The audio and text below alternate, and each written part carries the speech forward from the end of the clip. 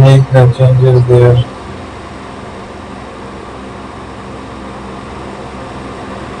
So we have to make the shapes, also generate the structure.